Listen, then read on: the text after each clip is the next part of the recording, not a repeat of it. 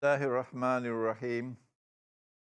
We begin with Allah's blessed name, praise Him and we glorify Him as He ought to be glorified.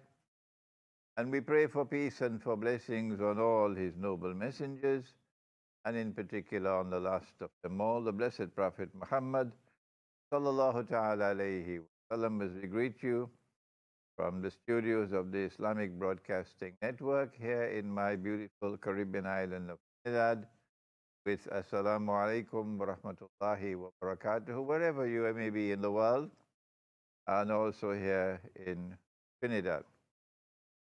It is Yawmul Ahad, the day of Sunday, the first day of the week, and I'm already sleepy. So I have some coffee here to keep me awake. Not the kind of bun Yemeni I used to get in Kuala Lumpur from the Yemeni shops, but it's not bad. Coffee here in Trinidad. Have a change in our live broadcasting. Inform you that it's no longer the YouTube live broadcasting on IBN Master, but now it's now changed to IBN at the bottom of the screen. So IBN TV for live streaming, and also IBNTT.com for live streaming. Don't have many more programs before I travel, and today you can call. Excuse me, from anywhere in the world you can call. We will interrupt the program to take your calls. You can also call from Trinidad if you're awake and not sleeping on the Sunday morning. On the last occasion, the call from, I don't want to country, someone who called a question, Dajjal, whether Dajjal was in, and whether Dajjal is the son of Iblis, son. And I did not have the time to answer that question on my IBN broadcast, but I did answer it from my sitting room, and that answer is already on my YouTube channel. If you have any questions on the answer that I gave, you can also call today on that subject, and we try to answer. As I said to you, I will be traveling again soon, and I need your du'as. I'll be traveling for 4 months. I won't return to Trinidad until sometime in April. During this travel, I go first of all to Belgrade, where my book on methodology for the study of the Quran has been translated to the Bosnian Serbian language, with a foreword by Professor Branko Ravic from the University of Belgrade, the Faculty of Law, my friend Branko.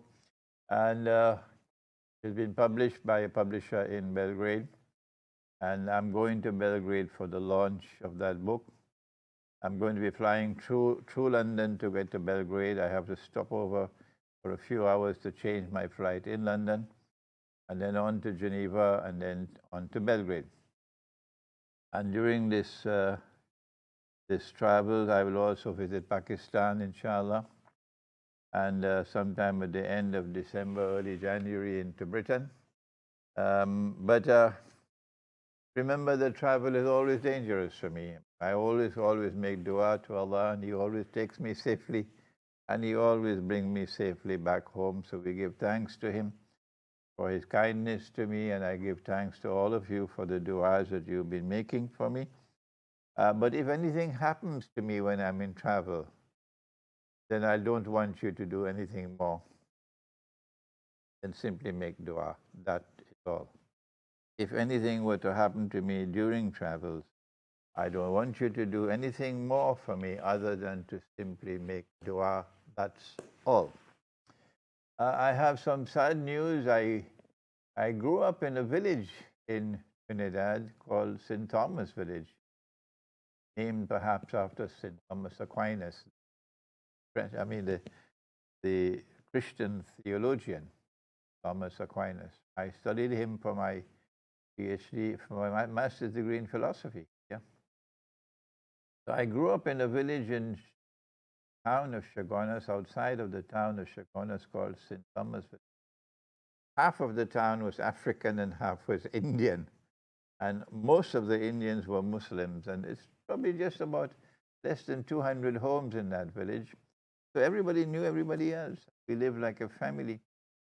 And I always go back to that village. My heart is there in that little village, St. Thomas Village in Chaguanas, sometimes called Boot Hill. The cemetery is there, and the government school was there for 75 years until it was broken down. And my family was located in that village for more than 100 years now, 100-something years now. My great-grandfather, my grandfather, my father. And I grew up in that village, and there were my friends with whom I played cricket, and I played table tennis, and I played other games. We grew up together as children and as teenagers. And as I go back to the village, less and less remain of those friends. They're all going away from the world until there are very few left now. And there was one who had a stroke a few years ago.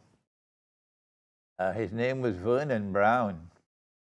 Vernon Brown. And we used to call him Browns, and sometimes we used to call him Mugs. And as a child, he and I were playing together and so on. We had a love for each other. He's Christian, I'm Muslim, but we grew up as brothers. And since he had the stroke, I went to visit him more frequently. He's on bedridden.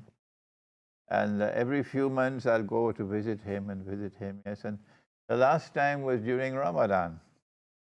I took my brother with me, and I took another friend with me. And it was on the 27th of Ramadan, yes.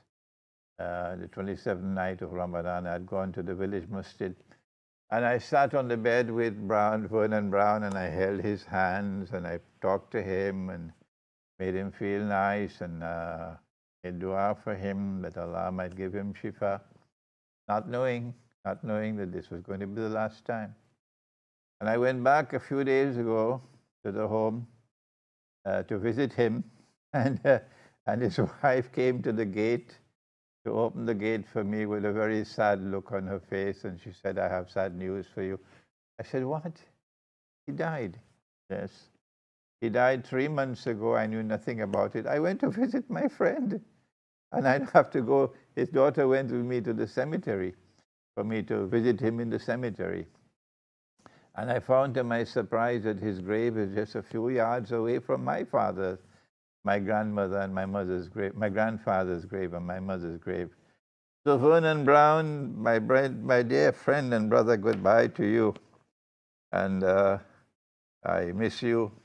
I have to make mention today that this is how we lived. This is how we lived. The Indian and the African, the Muslim and the Christian, we lived as brothers. When he dies, it's like a piece of me. It's gone from this world. And since the Prophet, Allah's blessings be upon him, performed the Salatul Janazah for a Christian king, the Negus of Abyssinia, so too did I go to the grave of Vernon Brown a few days ago, and I made dua for him that Allah might have mercy on his soul. How many more are there left in that, my hometown, my little village? Very few. We now turn to today. It is the month of Rabiul Awal, and the first Jummah of Rabiul Awal is already gone. And we are, yes, on the brink of a pit of fire. That's where the world is now located. Shafa hufrati minan nar, on the brink of a pit of fire, for those who can see. But Dajjal, the false Messiah, is using all kinds of diversionary tactics to divert our attention from the massive, monstrous change which is about to overtake the world. We have spent a long time, or months now, We've been spending on cryptocurrencies, on digital and electronic money. And this is by far the most dangerous of all changes about to overtake the world. More dangerous than nuclear war. Oh, yes. Nuclear war will simply kill a lot of people. That's all. Lots and lots of mankind will vanish in nuclear war. But cryptocurrency, that's slavery. That is slavery. And we are on the brink of the pit of fire now. I have said to you, my estimate is that we probably don't have more than a year or 2 years left with paper money. And then there'll be no more anonymous transactions. With paper money, you could still have an anonymous transaction, yes, not recorded. There's no trail. But not anymore with cryptocurrencies and with electronic and digital money. It's slavery that's coming. And I have appealed to you, kindly, kindly, kindly, if you have any integrity in you, if you have love in your heart for the truth which has come from Allah, all through history, if you have love in your heart for Nabi Muhammad alayhi salatu wasalam in this, the month of Rabiul Awal, then kindly go to your Imam, go to your Maulana, go to your Sheikh, go to your Mufti. I don't know what else to do. Go to them and ask them. Ask them kindly, ask them softly, ask them earnestly. Tell us, please, while still there is time for you to answer. Tell us, is this money which is coming, cryptocurrencies, electronic money, digital money, virtual money, is it halal or is it haram? Is it makruh? Should we just avoid it? We do not want an answer from you just by word of mouth. We want something in writing. We want something in the form of a legal opinion, or it's called a fatwa. We want it. Go and ask them for a fatwa. Go to your Darul Ulum and ask them, kindly give us a fatwa on this money which is coming. Bitcoins that Malaysia has now legalized. Iran, I understand, is preparing to legalize in the sense of recognizing it as legal tender. Ask them, is this halal money or is it halal to be used as money or is it haram to be used as money? Go and ask them for an opinion. And while you are there with them, you can also ask them, what about the money which we've been using for the last 100 years? Since the Europeans invaded our territories and by the point of a naked blood-stained sword, and in unjust wars they defeated us and they colonized us. And then they took gold and silver coins out of the market and they replaced it with this paper money. And then they gave us the Bretton Woods Accord and the International Monetary Fund and His Majesty the US dollar as the international currency, replacing the sterling pound. And then came the petrodollar. And now we're being told there's a petro yuan coming. Is this paper money halal or haram that we've been using all this time? Can we use the paper money to pay our zakat? Ask them. Give us a fatwa. Can we use the paper money for buying and selling? Is it halal or is it haram? We want an answer. Can we use the paper money to pay the meher when we get married? Can we use the paper money to perform the hajj? Can we use the paper money to build a masjid in which we perform our salat? I'm asking you. 100 years ago, our scholars of Islam were doing that favorite pastime called, in French, faire dodo. We still use the term in Trinidad. Faire dodo means to fall asleep, to sleep. 100 years ago, there were very few scholars of Islam who stood up to declare that the paper money monetary system that was coming out of Western Europe was bogus and haram. Very few. But the established scholars, the establishment, they betrayed us. And they gave us this paper money. That's what they did 100 years ago. And now, 100 years later, we are on the brink of a pit of fire. And before I go in my grave, I want it to be recorded in my book that I begged you, go and ask your scholars. They cannot avoid giving an answer. Force it from them. They must answer you. Tell us, is it halal or is it haram? We are on the verge. If you want to offer any comments, you can call on the subject. If you want to ask any questions, you can also call and ask any questions on the subject. We don't have much more time. I just have a few programs and then I'll have to travel again for 4 months. I said we are on the brink of a pit of fire. That's right. And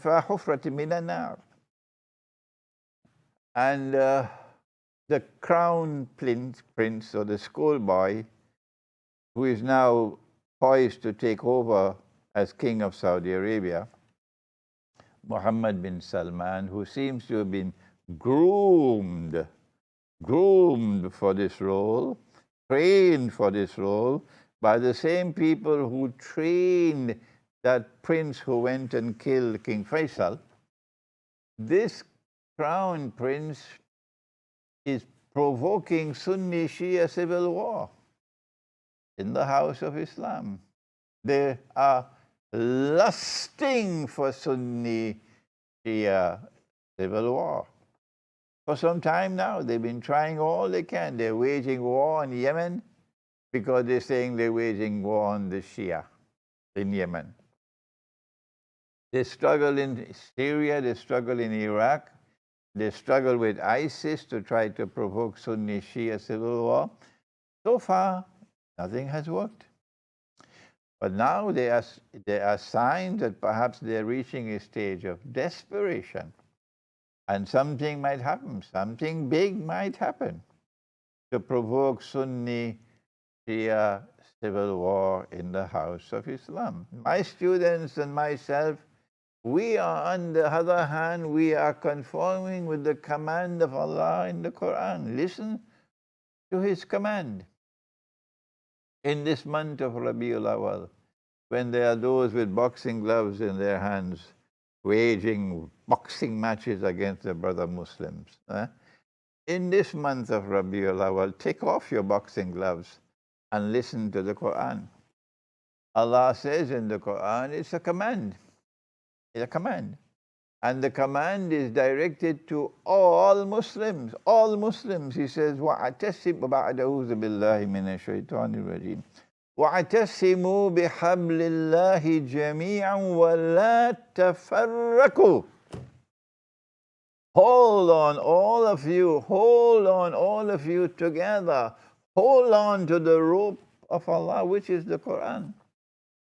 And He who was sent to teach the Quran. Hold on, all of you, to the rope of Allah and do not be disunited. Whether you are on this side of the fence with your boxing gloves in Rabiul Awal, or you're on the other side of the fence with your boxing gloves in Rabiul Awal, I'm talking to both of you. Take it off. Take off those boxing gloves and listen to the command of Allah. وَاعْتَسِمُوا بِحَبْلِ اللَّهِ جَمِيعًا وَلَا تَفَرَّقُوا. Shame on you. Shame on you for your boxing gloves. Fighting with your brother Muslims over peanuts. Hold on to the rope of Allah and do not be disunited. And if you violate this command, you got a surprise waiting for you in the grave, because you have violated Allah's command. So now we are struggling because we don't say of the Shia that they are kuffar.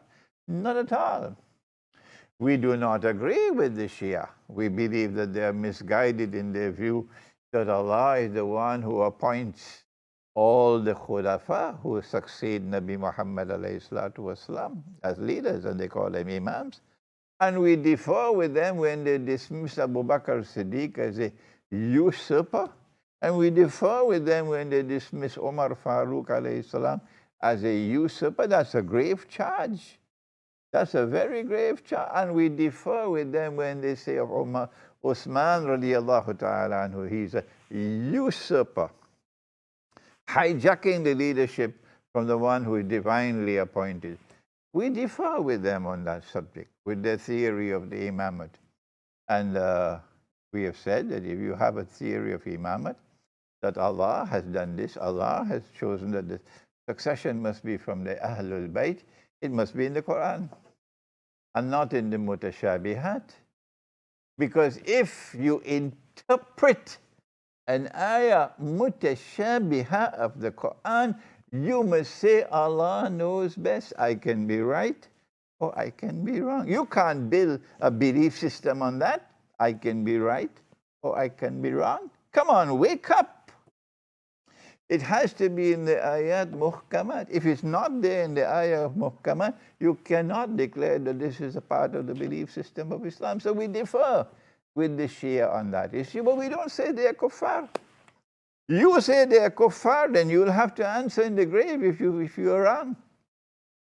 And so we try to build solidarity and reconciliation between Shia and Sunni. We've been doing that for the longest while. And because we've been doing that, even though I differ with the Shia, and I don't hide it, whenever I have visited Iran, and I've visited Iran many times already, I've traveled all over Iran, I've met the Ayatollahs, I've met the highest Ayatollahs in Iran. And I've had discussions with them, and they've invariably received me with respect and with affection. That's how I've been treated in Iran. So we are on the brink of a pit of fire. Sunni Shia civil war in the house of Islam. Excuse me a minute, I'm falling asleep, but I have to wake up. But now today, there's yet another danger. And I want to share that with you in this month of Rabiul Awal. It's the month when the Sufis celebrate the birth anniversary of the Prophet ﷺ. They call it Mawlid al-Nabi. And here in Trinidad, they say Milad al-Nabi. Mawlid al-Nabi and Milad al-Nabi. Of course, the celebration of the birth anniversary of the Prophet ﷺ is not and has never been a part of the Sunnah. No. Neither the Sunnah of the Prophet ﷺ nor of his companions. No. It is something new, and therefore it is a belief system. It is a religious institution or religious practice which is not based on the Quran and Sunnah. Not based on the Sunnah. You can use verses of the Quran to try to argue the case, but clearly it is not a part of the Sunnah. And so this is the month when the gloves come out. And this side of the fence is saying that those who do not celebrate the Milad al-Nabi, they are not good Muslims, they are bad Muslims, they are this, they are that, and the other. And they launch a war against these people. Milad al-Nabi is the time for boxing gloves, fighting them. We are the good Muslims, you are the bad Muslims. And then the other side also pick up their boxing gloves and say, these people are committing shirk, and these people are in bid'ah, and this and that and the other. And so it's like a merry-go-round every Milad al-Nabi, with boxing gloves this side versus that side. And which is why it is strange and mysterious to me that they waited until the month of Rabiul Awal. And then they waited until the first Jum'ah in Rabiul Awal. And then they chose a Sufi masjid in Egypt. And then they launched this devastating attack on the masjid. And about 300 people, this is the information we have reached us, that about 300 people were killed. Is it true or is it false? I don't have anything else to go by other than the news reports. Number one, that it occurred on the first Jummah of Rabiul Awal. Number two, it was an attack on a Sufi masjid. Number three, that more than 300 people were killed. This is the news which has reached me, and doubtless has reached you as well. We don't know how true it is. If it is true, then the news is going to spread far and wide. And then we have to ask ourselves, well, who did it? Why did they do it? And why did they choose this particular moment to do it? The first question, who did it? The answer that is supposed to come, that we are expected to give, is that the Salafis did it. That's the answer we are expected to give. That the ISIS people, the Wahhabis and the Salafis, lump them all together. These people who declare that the Sufis are committing shirk and committing this and committing that, and they oppose the celebration of Miladun Nabi and so on. These people are not only with boxing gloves now, they pick up guns. That's the answer we are supposed to give. I am not giving that answer because I don't know who did it. I don't know if there was some intelligence agency at work involved in this planning it. Number two, why did they choose a Sufi masjid? Answer, it will appear to me that the reason why they chose a Sufi masjid and they chose the first Jummah in Rabiul Awal is to provoke Sufi Salafi civil war in the House of Islam. I am a political analyst, and I am therefore analyzing with the tools with which I've been trained to analyze. And why did they choose this particular time? Number one, the month of Rabiul Awal. Number two, are you listening to me in Egypt? Number two, the first Jummah in Rabiul Awal, not the second, is because they want to maximize the impact of this attack, this terrorist attack, maximize its impact. So as the days proceed now until the 12th of Rabiul Awal, the momentum will be building to a crescendo, that a wave of resentment will sweep the entire world of Sufis. And the Sufis are popular all over the world. You have Sufi movements all over the world.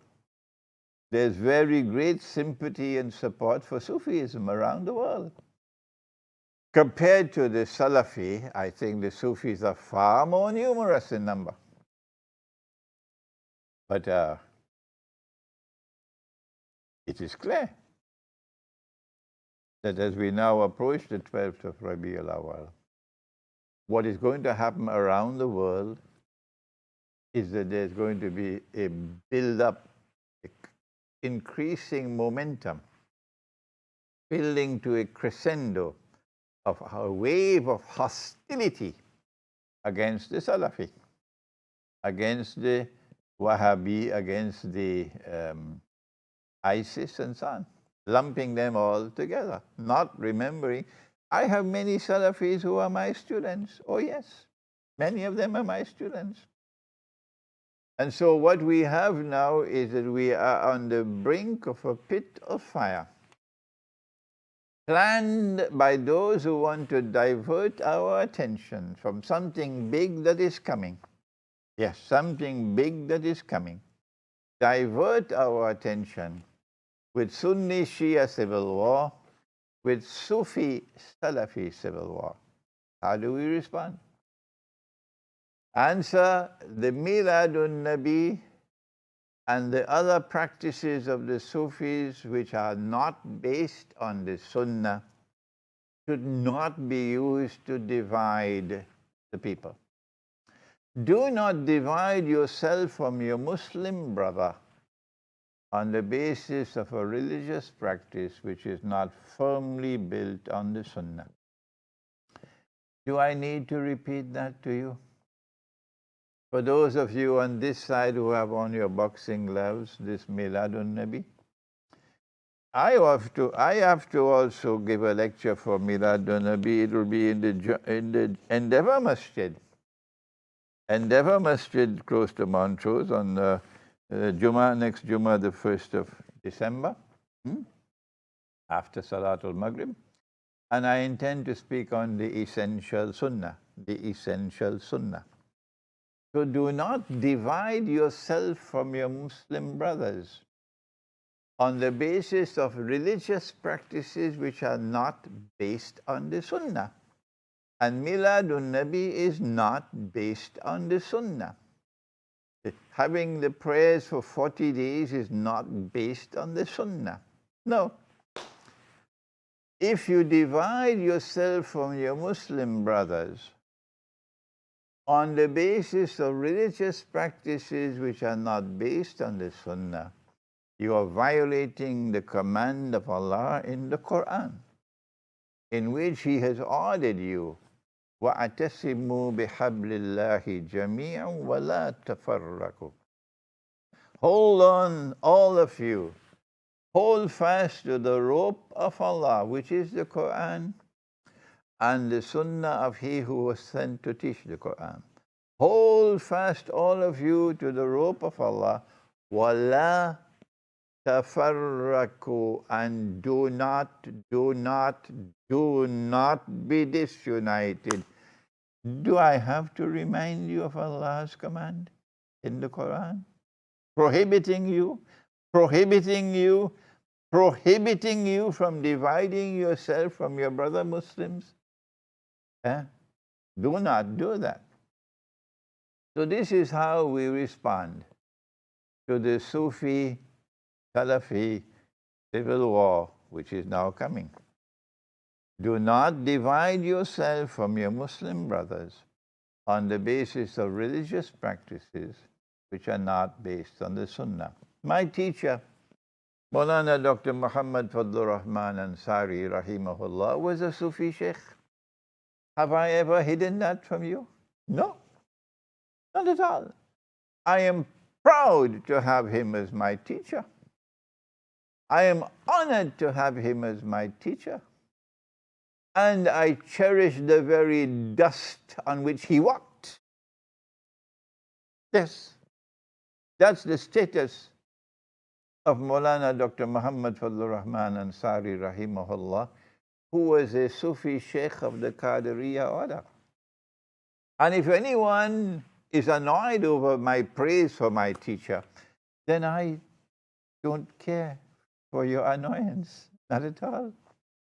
I don't care 2 peanuts for your annoyance, not at all. You're not going to stop me from honoring my teacher, not at all. Whatever be the price I have to pay, I'm prepared to pay for it. He was my teacher, and a greater teacher than any of your teachers that you have. And if Allah today has blessed me with whatever little knowledge I have, mashallah, mashallah, mashallah for that teacher who trained me. And he was a Sufi Sheikh. And I took the bay'ah with him at his hands to join the Sufi order, the Qadiriya order, in 1960, right here in Trinidad, when I was 18 years of age, at the Jama Masjid in San Fernando. But today I no longer identify myself as Sufi. No. And every single thing that I teach and every single thing that I write is based on the Quran and the Sunnah. I try never, never, never to step out of the Sunnah and on the Quran when I teach and when I write. Go and check my record and you'll see. So then why do I no longer identify myself as Sufi? Even though what I teach and what I write is the essence of Sufism, meaning al-ihsan. What is the reason that I no longer identify myself as the Sufi? But if you invite me to a Sufi zikr, Naqshbandi zikr, I'll come and I'll join you in the zikr. Yes, of course. If you have a Sufi gathering and you invite me, I'll come and I'll join you in your Sufi gathering. And if anyone is annoyed with me for that, I don't care 2 peanuts. No, I don't care 2 peanuts for your annoyance. There are many other scholars and teachers. Go find someone else. Leave me alone. I don't care for you. I don't need you if you're more learned than I am. Then go your way. If I'm wrong and you can correct me, yes, I must be humble enough to accept my mistakes. Otherwise, I'd be a fool. But simply being annoyed with me because a Sufi in a gathering invites me to join them in a zikr, and I go and I sit with them in the zikr, and you get annoyed with me for that? No, man, not at all. I don't care for your annoyance. So this is how we respond. And that is that we recognize that these religious practices are not based on the Sunnah. And as a consequence, I do not want to have to answer for them. I do not want to have to pick up any boxing gloves and wage any intellectual war to defend a religious practice which is not based on the Sunnah. And hence, I no longer identify myself publicly as Sufi. That's the only reason. That's the only reason. But other than that, what I teach and what I write is the essence of Sufism, the very essence. I don't call it Sufism. I call it Al-Ihsan, which is a term based in the Sunnah. Yes, Al-Ihsan. So this is the way I live. But if you have your Miladun Nabi program and you invite me, I will come. Yes. I will participate in it, yes, but I will not myself organize a Miladun Nabi function. Not at all. Why? Because I don't want to have to defend an institution which is not based on the Sunnah. How many times must I repeat that for you to understand? Is it so difficult to understand? What's wrong that you cannot understand it? It is not based on the Sunnah, but that does not mean that it is haram. It is not based on the Sunnah, but that does not mean that there is evil in it. No, it is when something is not based on the Sunnah and you want to insist that it is a part of religion. I don't want a part of that, because that is bid'ah and haram.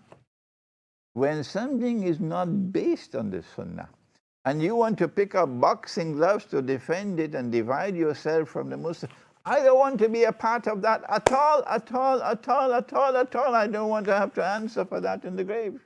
No. Those who want to pick up their boxing gloves and fight battles and battles over things which are not based on the Sunnah, let them go their way. But I'm not going to do that. So, Miladun Nabi and the Sufi practices, which are not based on the Sunnah, I don't want to have to defend them, so I don't identify myself as a Sufi. But if you invite me to your zikr, I'll come and join you. And on the other hand, now you have those who their raison d'etre now is to pick up boxing gloves and sometimes pick up guns to wage war on these people who are celebrating Miladun Nabi. Oh, you are fools. I want to tell you straight to your face that you are fools, that you are dividing the ummah, and you're doing it in a destructive way over things which are not based on the Sunnah. If it is not based on the Sunnah, but they do not insist that it is a part of the deen, there's no need for you to fight a war with them. No. It is when they argue with you that this is a part of the religion, then you can say to them, this is bid'ah. So on the other side as well, if you are waging war against the Sufis because of religious practices which are not based on the Sunnah, you are also guilty of dividing the Muslims. Wala tafarraku. Do not be disunited. Look at my way. I have good relations with the Sufis. They're annoyed that I don't describe myself. Warrenville, just hold on. And I have good relations with many Salafis. Many Salafis are my students. Yes, go ahead, Warrenville. Hello? Okay, it's gone. So now then, this is the problem we now face in Egypt. Warrenville, yes, hello? Hello? Oh, we have a problem with the phone there. So we have... Hello? Yes, go ahead. Hello, assalamu alaikum. Wa alaikum salam. My dear brother Imran Hosein. Yes. This is a call from Warrenville. Yes. And I'd like to say to the Muslim community that right now what is going on in the world is far more important, and what we have to deal with all these wars and what is going to take place and the nuclear war and things like that, than for people to put on boxing gloves and to deal with whether we are Sufism or Salafism or Wahhabism. And I mean, these are things that whether we believe in Salafism or Sufism is a question of our choice. And whether what type of zikr we believe in is our choice. And we shouldn't be judged based on that. We should leave that based on, Allah should judge us based on that. Okay. Yes. So, the world have far more important things. And for example, the coming of Dajjal, and what are these European people trying to do to us, or these Americans trying to do to us, and the wars that they are trying to promote. So, it's why these little trivial things are getting to our Iman and getting to us. Yes, Warrenville, I'm very happy that you also hold the same view. Sucked into this civil war, Sufi, Salafi civil war, Shia, Sunni civil war, but rather we should be trying to build bridges between ourselves and build solidarity and unity with the ranks of the Muslims in conformity with the command of Allah in the Quran. وَاعْتَسِمُوا بِحَبْلِ اللَّهِ جَمِيعًا وَلَا تَفَرَّقُوا. Hold on to the book of Allah, hold on to the sunnah of the Prophet ﷺ. And for things which... we are falling into their hands, we are falling into their trap. That's right, they're setting a trap for us in Egypt. And as the days approach now for the 12th of Rabiul Awal, what happened in Egypt is going to spread all over the world, and there'll be increasing hatred and hostility from both sides to each other. And we are on the brink of a pit of fire that is Sunni Shia civil war, and now Sufi Salafi civil war in the House of Islam. And these are essentially craftily designed diversions to divert our attention for something tremendously destructive, exactly, which is around the corner. Why doesn't we as Muslims open our eyes and see these things? Well, I'm happy. I'm very happy that you're using the term open your eyes. Okay, we have a call from Canada. Can I take it, please? Thank you. Warrenville. Hello? Hello, Sheikh Imran Hosein. May Allah bless you. Assalamu alaikum, brother. How are you? Not bad, not bad. My friend, I had a question. It's kind of a double question. I'll try and make it fast. It's about Surah Kaf in the Quran. Do you mind? Yeah, speak a little slower. Yeah, go ahead. Surah Al-Kaf of the Quran. Okay, so I'm going to read you my book, which is the Sahiha International Quran. Slower. It's in English. Speak a little slower for me. Go ahead, yeah. Okay, and Allah says, and had you been present, you would see the sun when it rose, inclining away from their cave on the right. Yeah. And when it set, passing away from them on the left, while they were laying within an open space thereof, that was from the signs of Allah. Right. He whom Allah guides is the rightly guided, but him who Allah leaves astray, never will you find for him a protecting guide. Right, that's Surah Al-Kaf. And you would think them awake while they were asleep, and we turned them to the right and we turned them to the left while their dog stretched his forelegs at the entrance. Yes, this is Surah Al-Kaf. If you had looked at them, you would have turned from them in flight and been filled by them with terror. What does that mean? Yeah, what's the question? Well, when it says, if you had looked at them, you would have been turned from them in flight, you would have turned from them in flight and been filled with them by terror. Like they were asleep, but I'm just trying to figure out what Allah means by that. Okay.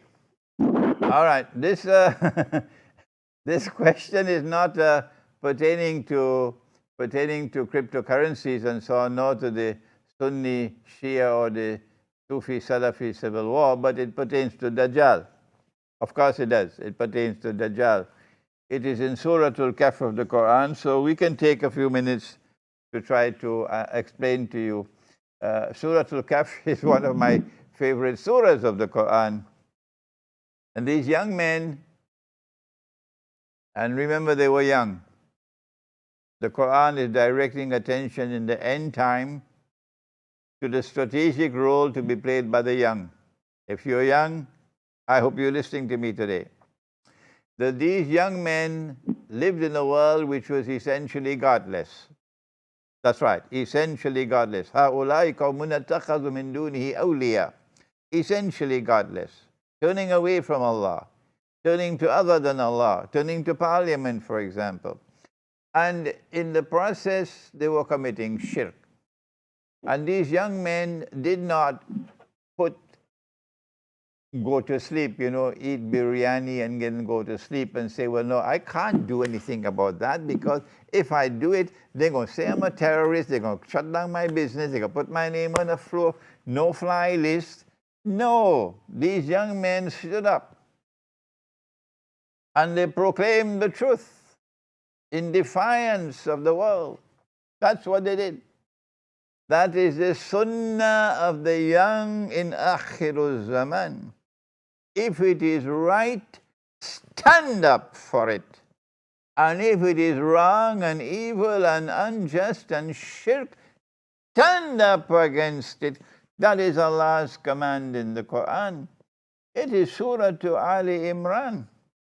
And Allah says, بَعَدَ أَعُوذُ بِاللَّهِ مِنَ الشَّيْطَانِ الرَّجِيمِ. He says, كُنْتُمْ خَيْرَ أُمَّةٍ أُخْرِجَتْ لِلنَّاسِ. You are the best community raised for the sake of mankind. How come? تَأْمُرُونَ بِالْمَعْرُوفِ وَتَنْهَوْنَ عَنِ الْمُنْكَرِ وَتُؤْمِنُونَ بِاللَّهِ. Surah to Ali Imran. Because you have faith in Allah, you act in this way. This is the proof that you have faith. Otherwise, all that you have inside of you is peanuts. That's all. Because you have faith in Allah, Amr bil Ma'ruf, when it is right, you stand up for it, regardless of the price you have to pay. And when it is wrong, and it is evil, and it is shirk, and it is zulm, you stand up against it. Amr bil Ma'ruf wa nahi anil munkar. This is the Quran. And that's how those young men behave. And that's the way I want you to behave who are listening to me. I want you to be men and women with backbones, not those who will bend in servility and slavery before their masters, the slave masters who today rule the world. Allah didn't send Islam into the world to create mice. No. Allah sent Islam into the world to create men and women with courage and determination who would stand up and struggle that the truth might triumph over all rivals. These were the young men who behaved like that. And when you behave like that, they'll come against you. Life is not going to be difficult. It will be so difficult that the Prophet said that holding on to Islam will be like holding on to hot coals. If you don't feel hot coals in your hand when you hold on to Islam, it's not Islam you're holding on to, something else. Yes. Yeah. Yes, so they had to flee. And they fled to a cave. They made hijrah. We have to make hijrah as well. We have to flee. We have to disengage. We have to withdraw. I've been saying that all the time. This is Surah Al-Kahf. And when they fled to the cave, Allah put them to sleep, and they slept for 300 years. But while they were sleeping, this is the passage you just recited. While they were sleeping, Allah caused their bodies to roll from left to right, right to left, because the sunlight was entering the cave morning and evening. Morning and evening. So in the morning, when the sunlight entered from this side, the bodies will roll towards the sunlight. And in the evening, when the sunlight entered the cave from the other side, the bodies will roll to the other side. Why? Attraction to sunlight. And the sunlight is now transformed into energy. And that energy kept the vital organs alive. I think it's called photosynthesis and phototropism, if my scientific knowledge is still intact. And so the Quran is giving us a hint that in Akhirul Zaman, in the end times, you have to turn to solar energy. That with solar energy, you'll be able to survive in the end times. If you were there and you saw their bodies rolling like this, you would have been terrified, says the Quran, and you would have fled in fright because the people are sleeping and yet their bodies are rolling. Now, where's the link with, oh my, it's very little time left. Where's the link with Dajjal? Here's the link with Dajjal. If they slept for 300 years and then woke up, then after 300 years, obviously, their beard will be as long as from Trinidad to Tobago. Huh? And their fingernails will be as long as from the IBN studio where I am to San Fernando where I live. Huh? But when they woke up and they asked each other, how long have we been here? They said maybe a day or a part of a day. So how come they didn't have eyes to see? Your fingernails are as long as from here to San Fernando, and your beard as long as Trinidad to Tobago, and you can't see that? The answer is, when they woke up, they were still the same age as when they went to sleep, even though 300 years had passed. So they didn't spend those 300 years in this world of space and time. They spend the 300 years in another world of space and time. A call from the United States, but you kindly have to wait for a minute, please. And then the fact is, in fact, they were in this world, not in another world, because morning and evening. So they were in this world of space and time. How do we resolve this contradiction, this paradox? Answer, they were in both worlds of space and time. This one and that one. Continuous movement back and forth, and that is Dajjal. Yes, United States. Hello? Yes? Assalamu alaikum, Sheikh Imran. Yes? Yeah, I'm from Minnesota. We have only a minute left. Okay, I wanted to ask you very quickly about Gog and Magog. Okay. As you know, the United States, the Western world is led by the Zionists. And the Soviet Union was also led by the Zionists back then. Why does it seem like they have a Cold War and they seem to be in conflict with each other if both entities are controlled by the Zionists?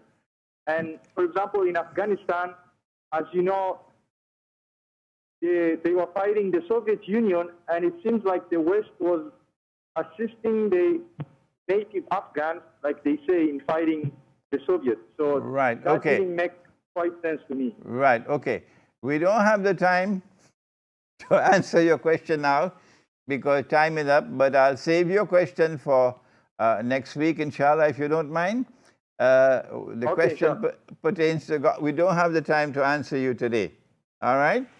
But I'll save your question for next week, inshallah. Before we end, I want to remind you, if you're in Trinidad, you can come and listen to me at the Endeavour Masjid in Chaguanas, in Montrose, on Jummah, the day of Jummah, Yawmul Jummah, Friday, the 1st of December, at the time of Salatul Maghrib. And I will be lecturing on the essential Sunnah, and I'll be very happy to meet with you there. I believe they're preparing dinner. I hope it's a nice pilau, inshallah. And I look forward, inshallah, to seeing you there, inshallah, next Jummah, next Friday. Assalamu alaikum wa rahmatullahi wa barakatuh.